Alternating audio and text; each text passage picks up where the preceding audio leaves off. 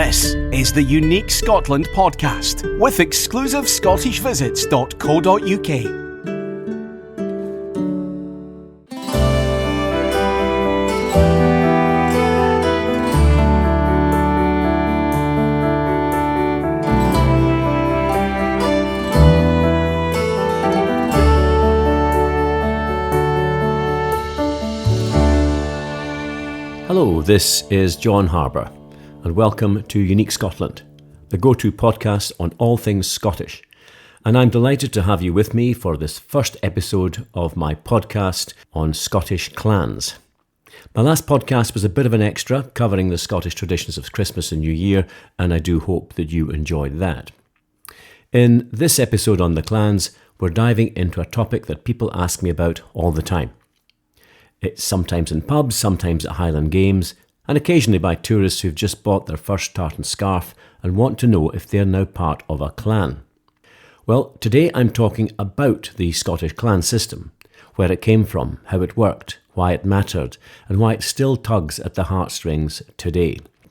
And it's a much bigger story than tartan, bagpipes, and men in kilts with glistening torsos in some heather glen trying to do yoga or look heroic on a windswept hill. Though to be fair, there is a place for that too in even our modern day. This is a story that stretches from the painted Picts of the 1st century to the Viking raiders of the 9th century, from the rise of Alba or Scotland as a nation, to the fall of the MacDonald lords of the Isles, from clan feuds that make modern family arguments look tame, all the way to the Scottish diaspora dispersed all over the globe, and finally, the revival of clan identity today. This story is in two parts. The first episode will cover the clans up until the 17th century, with kinship and a shared identity at the heart of communities. We'll look to see how, when and where clans began, what gave them the great strength to survive, and how they overcame serious rivalries for their own precious part of Scotland.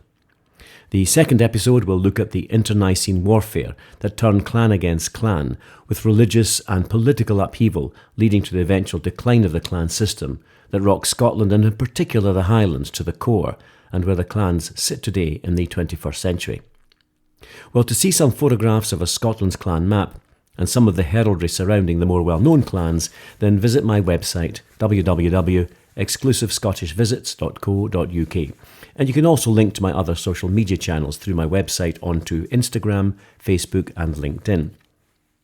Well, wherever you are in the world, I would now like you to relax and to join me on this amazing journey into the Scottish Highlands and Lowlands to find Scotland's clans and what became of them.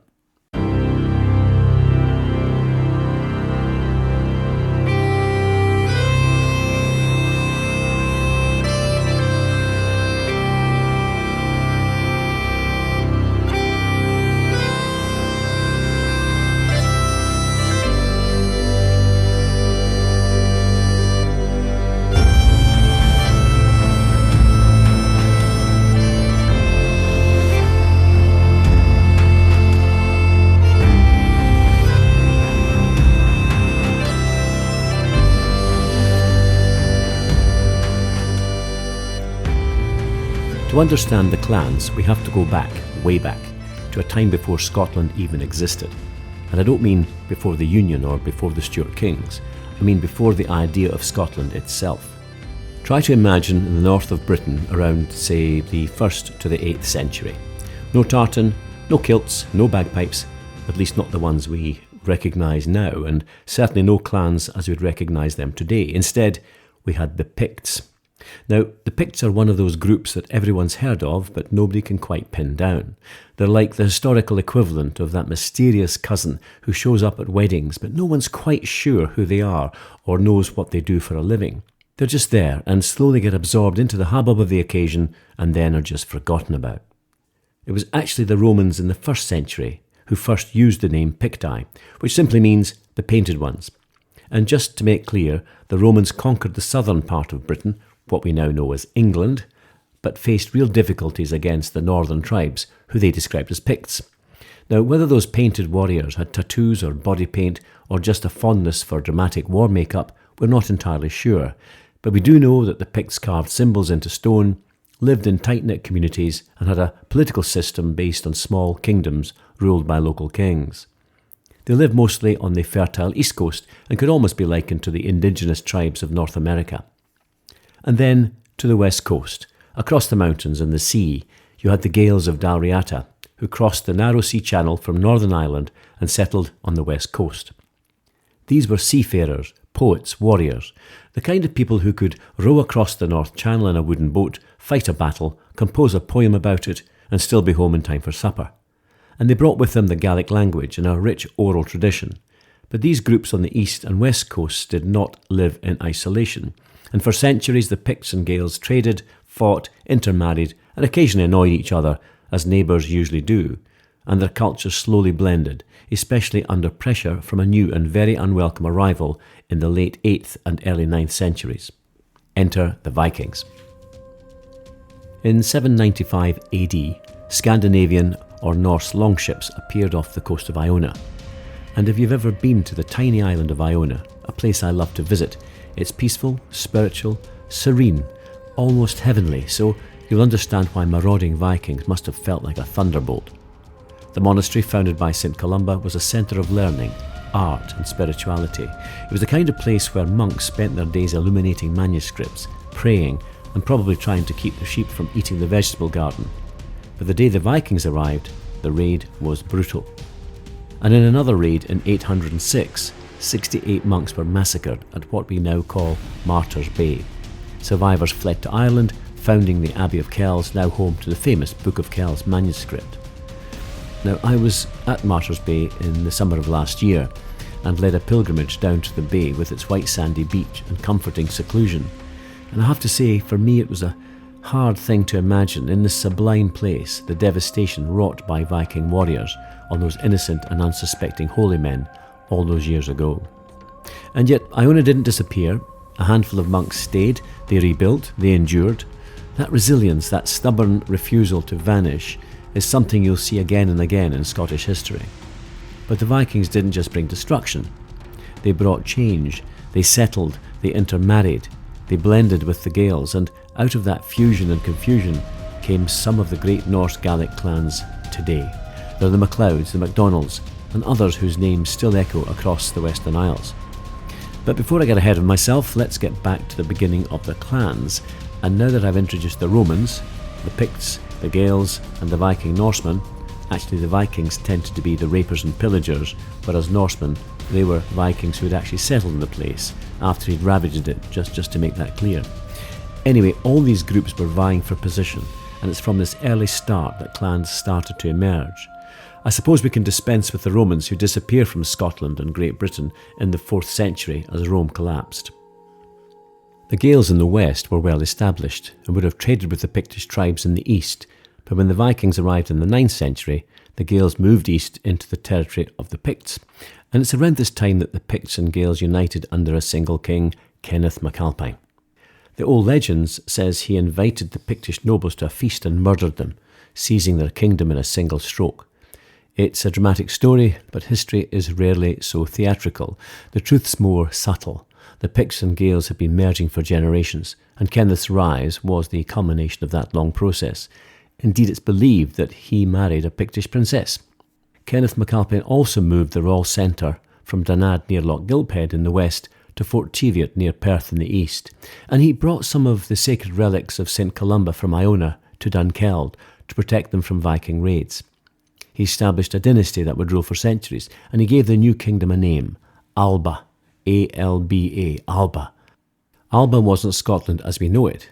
It was a Gaelic Pictish core surrounded by Norse territories to the west and north, and Britons and Anglo-Saxons, that's German tribes, to the south.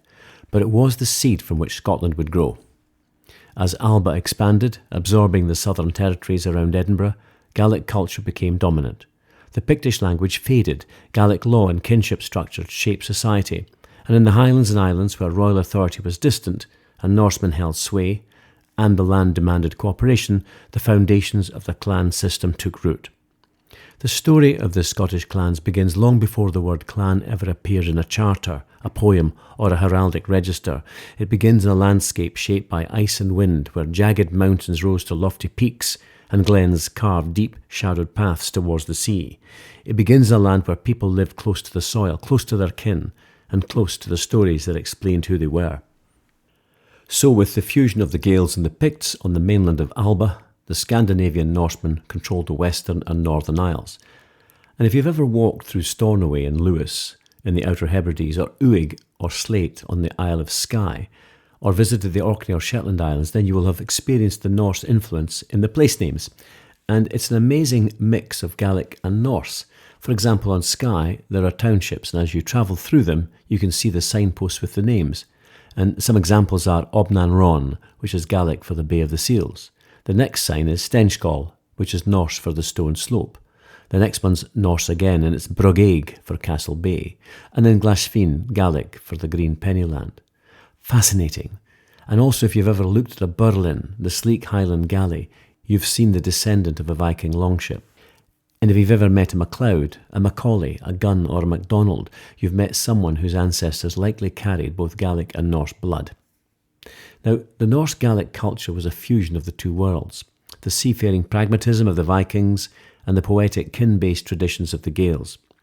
It was a culture of island parliaments, warrior poets, and maritime kingdoms. It was the world of Somerled, the 12th century warlord, whose descendants would become the MacDonalds, lords of the Isles, rulers of a sea kingdom that stretched from Kintyre to Skye. And from this mixture of peoples in what is now Scotland, around the 11th century, clans begin to emerge, growing from earlier Celtic kin groups and territorial communities.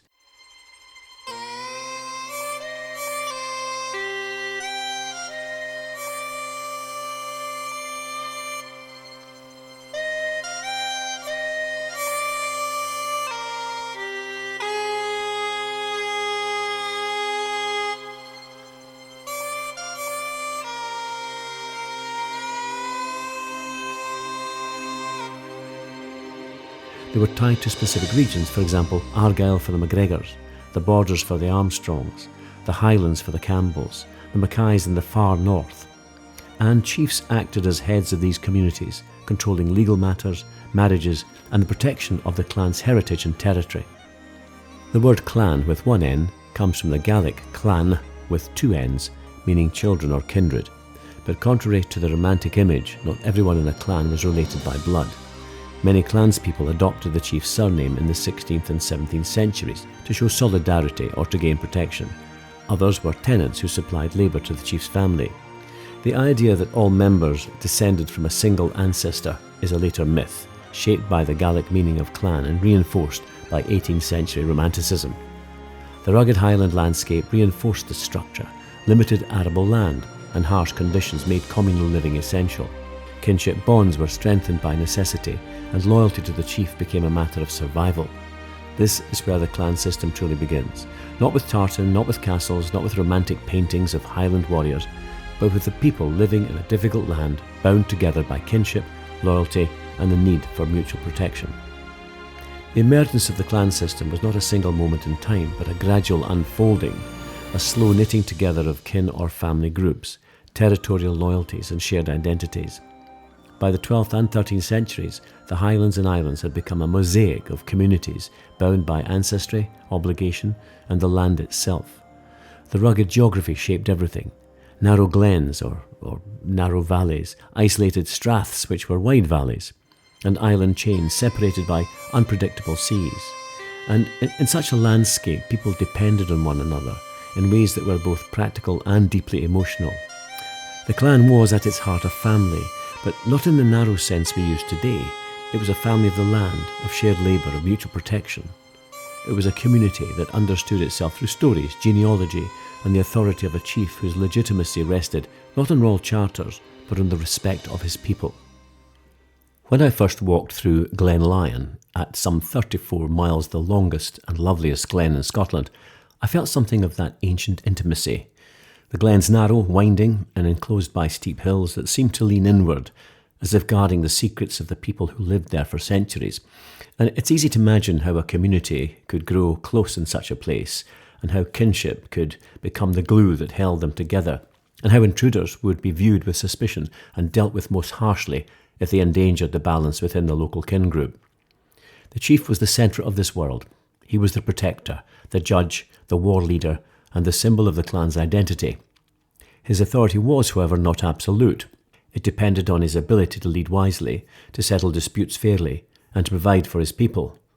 A chief who failed in these duties could find his authority challenged by rival branches of the family or by powerful tacksmen who managed the clan lands. And below the chief were the tacksmen, often relatives of the chief but not always, and they held leases on the land and acted as intermediaries between the chief and the clanspeople. They collected the rents, they organised the labour, they mustered the fighting men when needed. They were the backbone of the clan's social and economic structure. And then there were the clanspeople themselves, farmers, herders, fishermen, craftsmen and labourers who lived in small townships scattered across the glens. Their lives were shaped by the seasons, lambing in the spring, shearing in summer, harvesting in autumn and surviving the long dark winters. They worked the land not as individuals but as a community, sharing tools, labour and responsibility. And this really is at the heart of the clan system, a community where everybody contributed something that kept the whole family together and also safe. One of the most misunderstood aspects of the clan system is the idea that all members were blood relatives. In reality, many clanspeople adopted the chief's surname for protection or solidarity. Others belonged to what we call septs, S-E-P-T-S, septs, associated families who shared the clan's identity, but not necessarily its ancestry. Others were tenants who lived in the clan lands and pledged loyalty to the chief in exchange for security. And to give you an idea of septs, they can be categorised into two types. Oh, blimey. Somebody's at the door. Sorry about that, that was the postman. And Minnie Mackay, my lovely wee spaniel lying at my feet, decided to go into protection mode. So thank you for that, Minnie. Anyway, I will continue. I was actually talking about the two different kinds of septs. And these are blood-related septs. They are clansmen who are already related by blood or marriage and form separate divisions within the clan. And allied septs, and these include individuals or groups who sought protection from the clan, such as farmers or labourers on clan lands. They may not share the same surname as the chief, but are recognised as part of the clan due to their allegiance. And just looking at my own clan Mackay, some notable septs with different surnames are as follows. We have Bain, descendants of John Bain, a cousin of the Mackay chief who adopted this name after a family feud.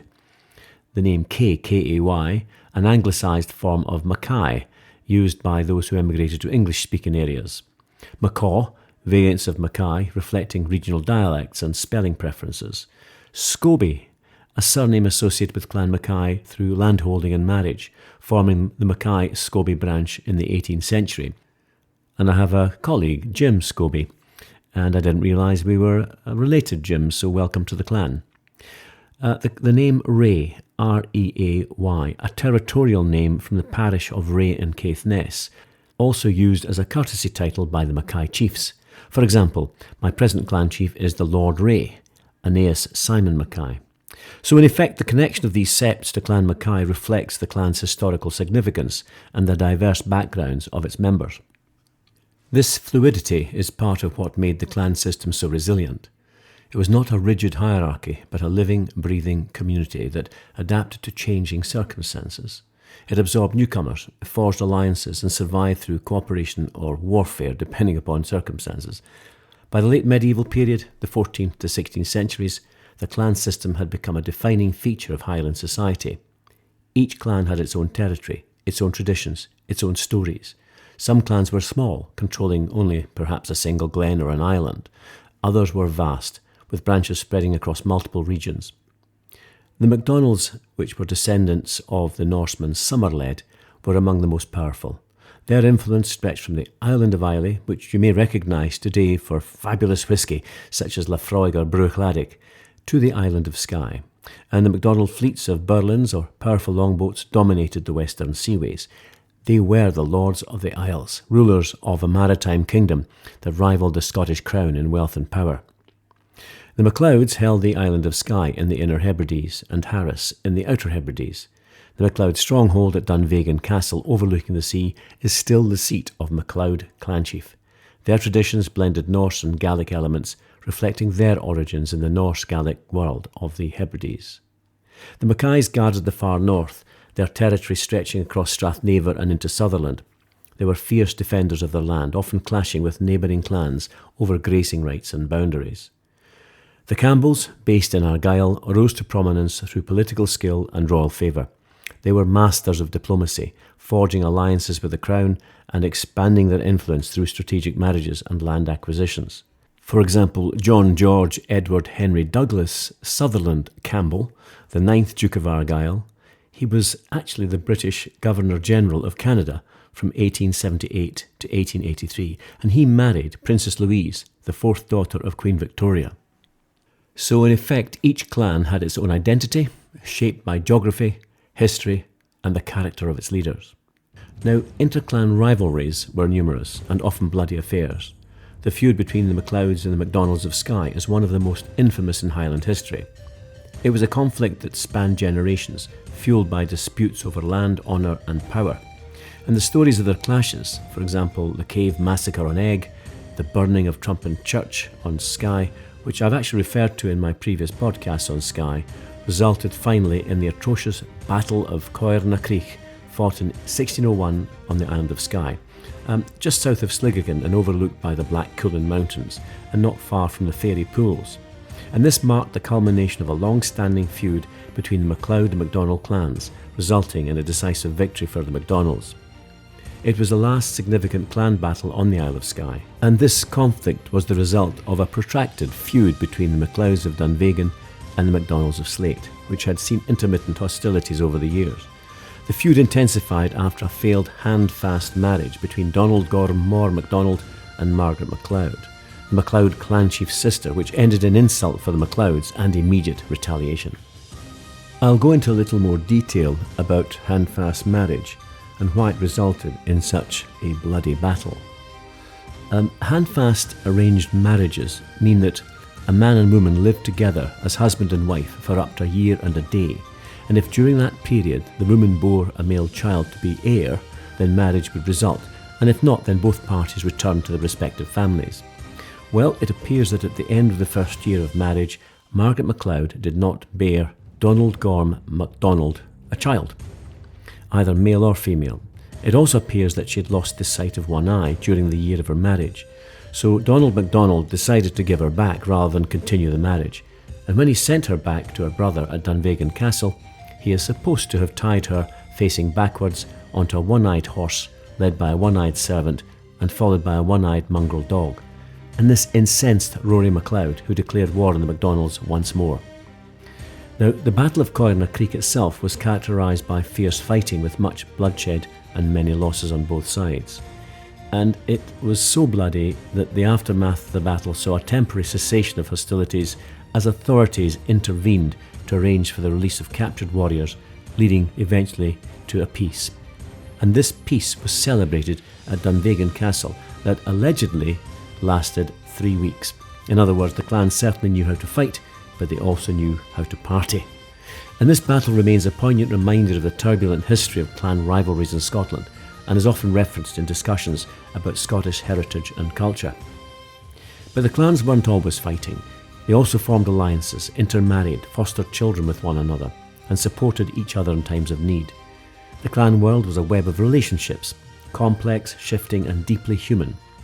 In the west, the Lord of the Isles created a Gaelic maritime kingdom that blended Norse and Gaelic traditions. At Finlagan and Islay, MacDonald clan chiefs gathered to make laws, settle disputes, and affirm their loyalty to the MacDonald Lord. It was a world of poets, warriors, and seafarers, a world where the sea was highway and the burlins the symbol of power. The Lords of the Isles were kings in all but name, and they ruled a territory that stretched from Kintyre to Lewis, commanding fleets of ships and armies of warriors. Their court was a centre of Gaelic culture, where poets and musicians were held in high esteem. Their laws were based on ancient Gaelic customs, and their authority was recognised by the people of the Isles. But their power also made them a threat to the Scottish crown. And in 1493, James IV's patience was sorely tested by the power of the Lord of the Isles, and he decided to do something about it by dissolving the lordship and taking the title for himself and his successors. And here you see one of the first seismic shifts in clan power, as the Crown, the official central authority of Scotland, suppresses the power of the clan chieftains and brings it under control. James IV of Scotland discovered that John MacDonald, the fourth and last Lord of the Isles, had entered into a secret treaty with King Edward IV of England to attack Scotland. Following this discovery, James IV had the Scottish Parliament forfeit the Lordship of the Isles, seizing MacDonald land, estates and titles, and the central powerhouse of Finlaggan on the island of Islay, which was destroyed. James was not backward at coming forwards, and he personally led naval expeditions to the west coast of Scotland to impose royal authority. He sailed to strongholds like Dunstafnage Castle near Oban, controlled by Clan Campbell, and he accepted submissions from clan chiefs. Those who remained stubbornly independent were attacked by superior weaponry, including cannons, by forces loyal to the crown. So the dissolution of the Lordship of the Isles ended centuries of Norse Gaelic autonomy in that area. The Burlins were beached, Finlaggan fell silent. A chapter of Scottish history closed, and as it happens, the title Lord of the Isles was taken by James IV, who bestowed it upon the heir to the throne, and that title remains in use today. Indeed, Prince William is the present proud recipient of that title, Lord of the Isles. The fall of the Lordship of the Isles marked a turning point in the history of the clans. The Crown, from its seat of power in Edinburgh, began to assert greater control over the Highlands, imposing laws and appointing officials to enforce royal authority. But the clans remained fiercely independent, resisting attempts to centralise power. And the 16th and 17th centuries were the height of the clan system, a time of strength, pride and fierce loyalty. But they were also a time of growing tensions between the Highlands and the Lowlands, the Highlands and the Crown. Different languages, different laws, different loyalties, and the gap widened. The fall of the Lordship in 1493 did not extinguish the spirit of the clans, far from it. If anything, it marked the beginning of a new phase, one in which the clans would assert themselves more fiercely than ever. Without the overarching authority of the MacDonald lords, the Highlands and Islands became a patchwork of semi-independent territories, each ruled by its own chief, each guided by its own customs, and each determined to protect its land, people, and its honour. It still remained a world of kinship, loyalty, and fierce independence. It was also a world of rivalry, ambition, and conflict. The Highlands were not a unified nation, but a constellation of communities, each with its own identity and its own sense of destiny. It must have been rather unsettling as the Crown, watching from Edinburgh, saw the Highlands as both a resource and a problem. The chiefs were powerful, charismatic, and often unpredictable. They commanded the loyalty of thousands of fighting men, they controlled vast territories, and they operated according to their own laws, Gaelic laws, rooted in custom and tradition, not in royal decree. The Crown's attempts to impose order were met with a mixture of cooperation, negotiation, and resistance. Some chiefs, like the Campbells, aligned themselves with royal authority, using their loyalty to expand their influence. Others, like the MacDonalds and MacLeods, resented the Crown's interference and tried to cling to their autonomy. Others, like the Camerons, Mackenzies and Macleans, navigated a shifting landscape of alliances and enmities. The result was a Highlands that was both vibrant and volatile, a place where honour mattered as much as law, where kinship shaped identity, and where landscape itself seemed to echo with the stories of past generations. One of the most striking features of the clan system was the way it blended the practical and the symbolic, and in fact that the chief's authority was rooted in his ability to protect his people and settle disputes and provide leadership in times of crisis, but it was also expressed through ceremony, poetry and tradition. The chief was not just a political leader, he was the embodiment of the clan's history and identity. The Shenike, or clan historian, played a crucial role in this world. He was the keeper of the clan's genealogy, the guardian of its stories, and the voice of its memory. In a society where literacy was limited and oral tradition was paramount, the Shenike ensured that the clan's past was never forgotten. He recited the lineage of the chiefs, recounted the deeds of ancestors, and preserved the stories that gave the clan its sense of self. And I remember standing in the great hall of Dunvegan Castle, looking at the portraits of MacLeod chiefs stretching back centuries. Each face seemed to carry the weight of history, the triumphs, the tragedies, the responsibilities of leadership, and it struck me then how deeply the past lives in the present in places like this. And turning to my own clan Mackay, I have a booklet which records the inauguration of the latest chief of Mackay clan, Aeneas Simon Mackay, the Lord Ray, in 2023, and it shows how the old traditions are kept alive. This booklet's like an order of ceremony. It's a wonderful record of the day from neighbouring chiefs and even the Lord Lieutenant or the King's representative arriving at the ceremony. There's a procession, then the benediction by a local reverend, and the recognition of the Lord Ray as Mackay clan chief. And actually, the Shenike plays a great part in this ceremony, and it's the recitation of their lineage that confirms Aeneas Simon Mackay as the true inheritor of the chieftainship. The Shenike reads out the long list of names who have gone before, and it's fascinating to hear of the lineage that connects our present chief with the past. And to give you an example, here's the start of the recitation and how it ends. Our chief is Aeneas Simon Mackay, son of Sir Hugh, the stylish maker of our laws, son of the giant lord Aeneas, son of Sir Donald, the Baron Ray of Durness, son of the Dutchman Baron, kingsman of Lord Alexander, and so it goes on. And at the end of a long lineage, he finalised the connections with son of Ai, a son of Malcolm, king of Scots, an abbot of Dunkeld, an earl of Fife, who wed the heiress of Murray's ancient kingdom with silver stars on a field of blue. I'll talk more about the Mackay clan in a separate episode, but I just wanted to share with you the ancient rituals to affirm the clan chief's position, of old and, of course, even today. Of course, the clan system was not static. It evolved in response to changing circumstances, political, economic and social. The introduction of firearms in the 16th century transformed Highland warfare. The expansion of trade brought new opportunities and new challenges. The Reformation, when Scotland changed from a Catholic country to a Protestant one, introduced religious divisions that sometimes cut across clan lines. And the growing power of the crown forced chiefs to navigate an increasingly complex political landscape. Yet, through all of these changes, the core of the clan system remained intact. The bond between the chief and his people, the importance of kinship, and the deep connection to the land. The land was everything. It was the source of food, shelter, and livelihood. It was the stage on which the clan's history unfolded. It was the physical embodiment of the clan's identity. And to lose the land was to lose a part of oneself.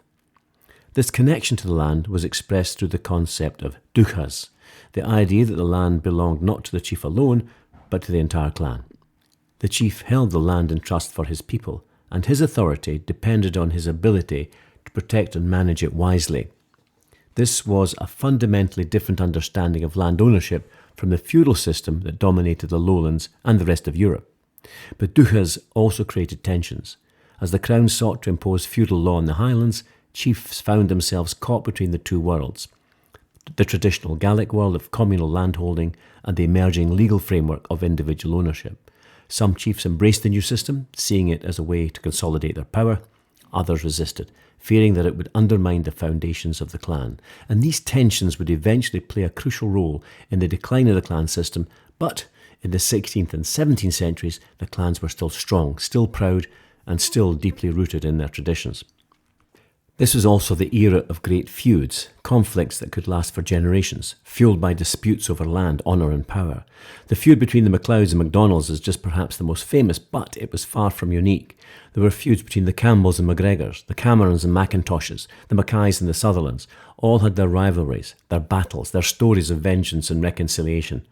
These feuds were not mindless violence. They were governed by codes of honour and custom. They were expressions of deeply held values: loyalty, courage, justice, and the defence of one's people. They were also at times tragic, leading to loss of much life and the deepening of divisions that could take generations to heal. Yet even in the midst of conflict, the clans maintained a sense of shared culture. They spoke the same language, followed the same customs, and participated in the same traditions. They were part of a larger Gaelic world that stretched across the Highlands and Islands, bound together by history, memory, and identity. One of the most remarkable aspects of this world was its resilience. Despite political pressure, economic hardship, and internal conflict, the clans endured. They adapted to changing circumstances, forged new alliances, and found ways to preserve their traditions. But, in the end, it was sticking to tradition that would create the greatest danger to the clan. The reality was that in the middle of the 18th century, the world around them was changing, and the changes were accelerating. And on this occasion, the clans were too slow to react. And that, my friends, is where we'll stop today and reflect upon the beginning of the clan system and look forward to hearing about the tumultuous changes to come when the clan system collapses in its entirety and when, like a phoenix rising from the ashes, clan societies rise to keep some semblance of clan identity alive today. Well, thank you for joining me on this great journey in episode 1, from the painted Picts to the Gaels of Dál Riata, from Viking raids to the rise of Alba, from clan feuds to royal interventions.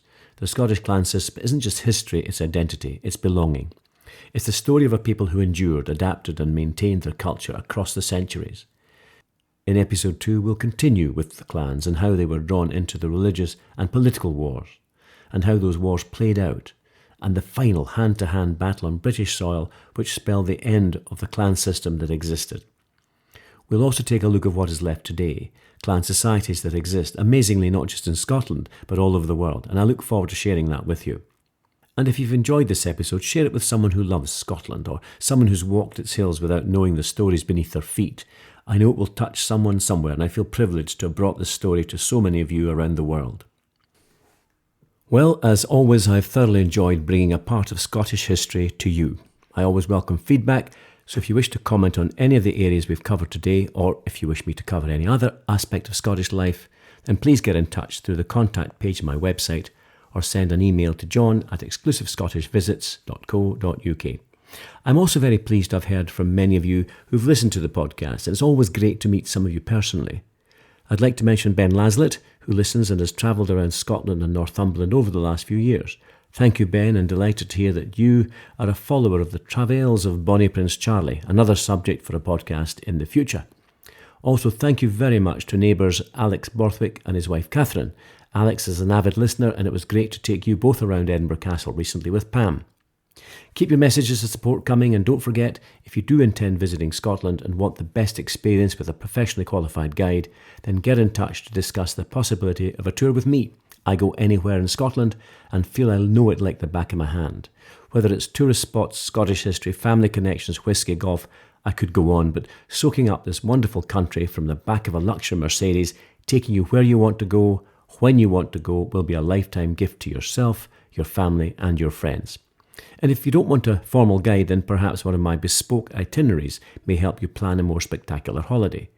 Once again, get in touch to my website, exclusivescottishvisits.co.uk, or email me directly, john@exclusivescottishvisits.co.uk. And if I'm not available personally, I will recommend an excellent professional guide who is somebody from the Scottish Tour Guide Association. And if you have followed any of my tour routes, then please do send a photograph of you and your partner or your family of part of your trip with your name, and I'll get it up on social media. And thank you so much to those who have bought me a coffee. And if you wish to contribute in a small way to these podcasts, you can actually contribute by going to buymeacoffee.com/Unique Scotland. All contributions much appreciated. And please do share these Unique Scotland podcasts with friends and family, especially this one on clans, as it will definitely resonate with someone you know and love. Well, it's been a pleasure to have you all listening today, and I look forward to sharing Clans episode 2 in a few weeks. I would now like to sign off in traditional Scottish fashion by raising my glass with a wee dram to you, wherever you are in the world. Slán de bha.